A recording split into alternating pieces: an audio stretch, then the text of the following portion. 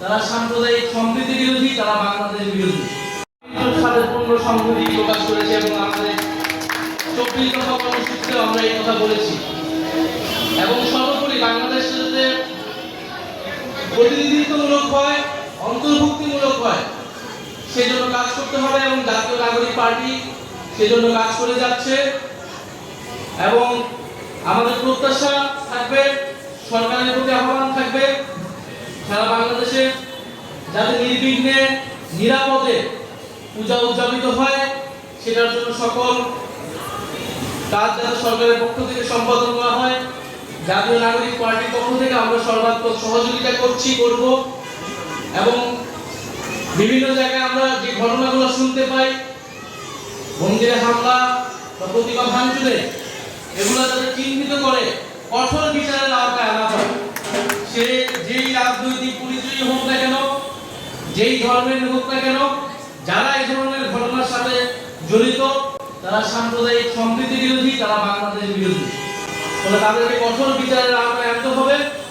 এবং সনাতন ধর্মাবলম্বীদের যে দাবি দেওয়া, গত 1 বছর ধরে তারা বিভিন্ন দাবি দেওয়ার কথা বলে আসছে, অন্তর্বর্তী সরকারের প্রতি আমাদের আহ্বান থাকবে তাদের সেই দাবি দেওয়া যথেষ্ট গুরুত্ব সহকারে বিবেচনা করা হয় এবং যৌক্তিকতার সাথে সেই দাবি যাতে পূরণ করা হয়।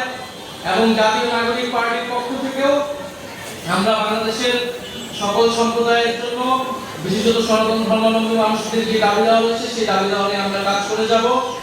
আপনারা আমাদের প্রতি আস্থা রাখবেন এবং আমরা সকলে মিলে আমাদের যে আকাঙ্ক্ষিত, প্রত্যাশিত বৈষম্যহীন, গণতান্ত্রিক এবং অন্তর্ভুক্তিমূলক বাংলাদেশ আমরা গঠন করতে চাই। যে বাংলাদেশ গঠনের জন্যই 1971 সালে লক্ষ লক্ষ মানুষ জীবন দিয়েছিল, যুদ্ধে গিয়েছিল। যেই বাংলাদেশ গঠনের জন্য 2024 সালে গণ অভ্যুত্থানে আপনারা আমরা সবাই মিলে অংশগ্রহণ করেছিলাম, আমাদের ভাই বোনেরা শহীদ হয়েছিল। আমরা আমাদের সেই ঐতিহাসিক লড়াইগুলোকে ধারণ করে আমরা সামনের বাংলাদেশ গঠন করব। আমরা নতুন সংবিধানের কথা বলছি, গণপরিষদ নির্বাচনের কথা বলছি, কারণ আমরা মনে করি আমাদের সংবিধানে সকল সম্প্রদায়, সকল নাগরিকের যে মানবাধিকার, নাগরিক অধিকার এবং সমান মর্যাদা সেটি নিশ্চিত করা হয়নি।